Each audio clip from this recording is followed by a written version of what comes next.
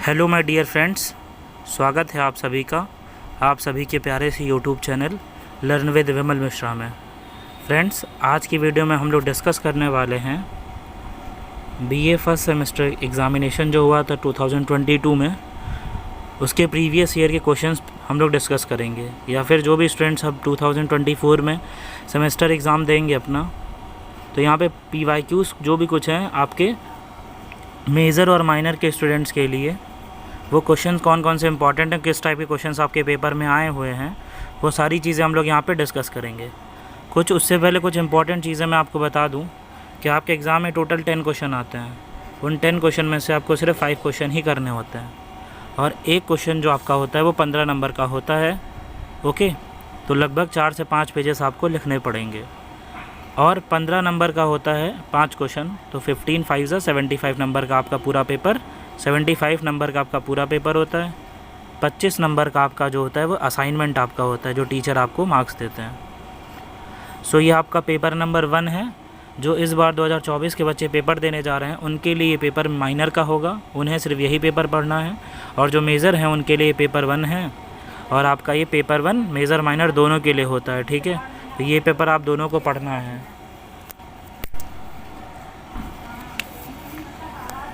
ये पेपर आप दोनों लोगों के लिए है, ये पेपर आप दोनों को पढ़ना है। तो देखिए, कुछ इसके इंपॉर्टेंट क्वेश्चंस हम लोग देखते हैं कौन कौन से आए हैं। पहला हमारा क्वेश्चन है कि examine the factor leading to the establishment of Turkish power in India. आपको बताना है कि उन कारणों का परीक्षण कीजिए जिनसे तुर्कों की सत्ता भारत में स्थापित हुई थी। तो यहाँ पे अगर आप आंसर लिखोगे तो सबसे पहले आप किसके बारे में लिखोगे? तुर्किश पावर के बारे में लिखोगे। उस तुर्किश पावर के जो सत्ता भारत में स्थापित हुई, कैसे हुई, उन्होंने किस प्रकार से अपनी सत्ता स्थापित की भारत में। ठीक है, कौन कौन से उन्होंने नीतियों का प्रयोग किया, कौन कौन से उन्होंने तरीक़ों का प्रयोग किया, वो सारी चीज़ें आप यहाँ पे लिखोगे, और कुल मिलाकर 4 से 5 पेज के लगभग आपको लिखना है। ठीक है, मान लो मैं आपको एक चीज़ और बताना चाह रहा हूँ, पेपर में आपको कोई भी ऐसा प्रश्न है जो समझ में नहीं आ रहा है कि आपको उसमें क्या लिखना है, तो उसमें आप जो है ना बस कीवर्ड देख लो। कोई भी कीवर्ड, जैसे आगे के प्रश्नों में अभी मैं आपको बताऊंगा कि आप कीवर्ड देख लो। अगर मान लो क्वेश्चन बिल्कुल समझ में आ रहा है तो छोड़ने से अच्छा वो कीवर्ड देख लो।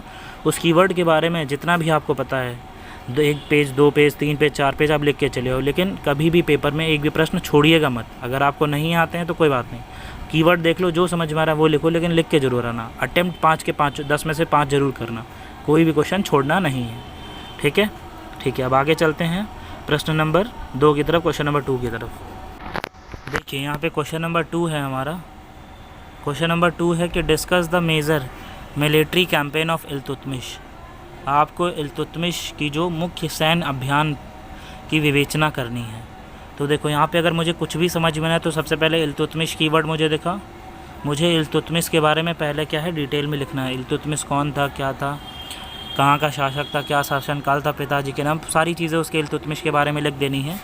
उसके बाद क्या क्या उसकी नीतियाँ थी और उसके मिलिट्री कैंपेन क्या थे, वो सारी चीज़ें हम लोग प्रश्न नंबर 2 में लिख देंगे। तो देखिए, पहला प्रश्न तुर्किश पे था, फिर इल्तुतमिश पे है।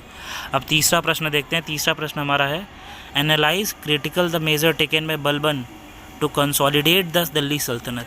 दिल्ली सल्तनत को सत्तित्व प्रदान करने के लिए बलबन द्वारा किए गए उपायों का अवलोकन विश्लेषण कीजिए। ठीक है, तो यहाँ पे आपको बलबन के बारे में पूछा है, दिल्ली सल्तनत को लेके आपको यहाँ पे बलबन के बारे में सारी चीज़ें लिखनी है। ठीक है, तो अगर मान लीजिए हमें कुछ नहीं समझ में आ रहा कि प्रश्न क्या कह रहा है, तो आप बस कीवर्ड देख लो क्या है।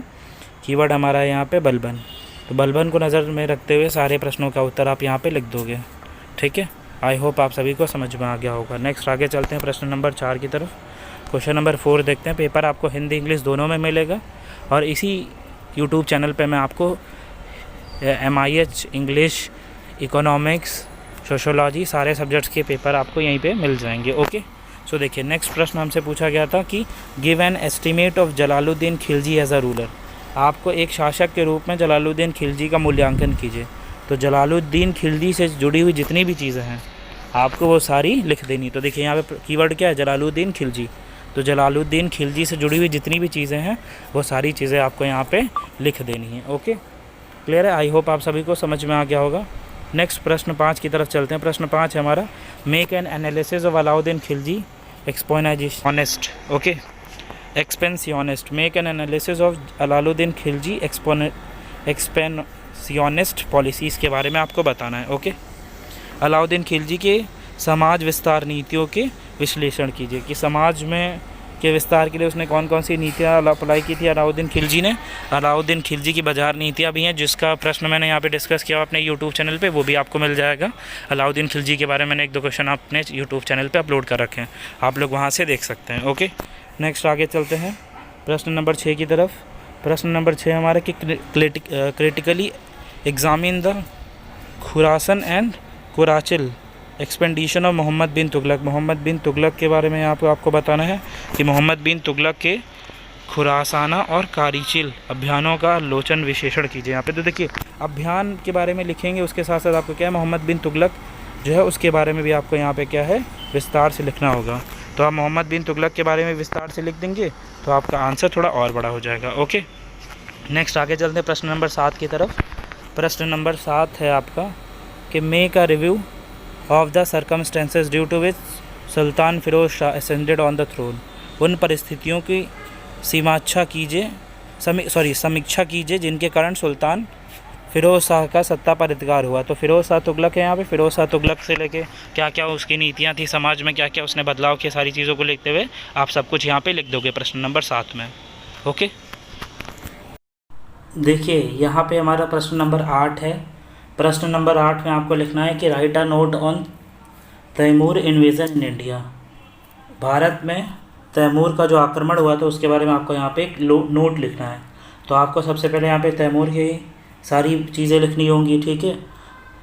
उससे जुड़ी जो भी चीज़ें हैं, उसका नाम, उसके पिता का नाम, शासनकाल उसका क्या क्या था, सारी चीज़ आप तैमूर के बारे में यहाँ पे इत्मीनान से लिखोगे, ठीक है। संक्षिप्त में पूरा मतलब विस्तार में लिखोगे पूरा डिटेल में, तभी आपका 4-5 पेजेस तक जाएगा, ठीक है। मैक्सिमम 4 पेज का तो आप आंसर लिख के आओगे, ठीक है। ओके, अगर ज़्यादा ही छोटा लिखोगे 1-2 पेज तो फिर वहाँ टीचर मजबूर हो जाएगा, फिर आपको ज़्यादा नंबर नहीं दे पाएगा। अगर आपको ज़्यादा नंबर चाहिए तो आपको थोड़ा पेज बढ़ा के लिखना होगा, 4 पेज तो लगभग लिखो ही, ठीक है। नेक्स्ट अगर देखते हैं प्रश्न नंबर 9, तो thrown light on the administrative measures of Sikandar Lodi. Sikandar Lodi के बारे में आपको लिखना है कि सिकंदर लोधी के प्रशासक उपायों पर प्रकाश डालिए। तो सिकंदर लोधी के बारे में आपको यहाँ लिखना है, तो उसकी जितने भी नीतियाँ थी, जो भी चीज़ें एडमिनिस्ट्रेटिव मेजर्स थे, वो सारी चीज़ों को यहाँ पे लिखना है। ये महत्वपूर्ण प्रश्न है 10वां वाला कि discuss the causes of the downfall of the Delhi Sultanate. Delhi सल्तनत के पतन के क्या क्या कारण थे। ओके, तो सारे प्रमुख कारण, सारी चीज़ें आपको यहाँ पे क्या है विस्तार में लिखनी है। तो ये हमारे टोटल 10 प्रश्न थे। तो यहीं पे हमारा वीडियो समाप्त होता है। Thank you for watching. I hope आप सभी को सारी चीज़ें जो बताई गई हैं वो समझ में आई होंगी। अगर आपको कोई डाउट होता है, किस चीज़ का पेपर आप पहले चाहते हो, कमेंट बॉक्स में बता दीजिएगा, और चीज़ का पेपर मैं यहाँ पे बता दूंगा आपको। ओके, मिलते हैं नेक्स्ट वीडियो में। Thank you for watching.